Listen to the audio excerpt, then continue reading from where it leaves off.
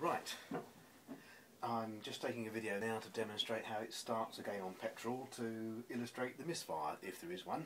So anyway, I've done all the preparation work now. I've put the petrol in the carburetor, checked all the levels, etc. So just remains to turn it over. Let's see if it goes.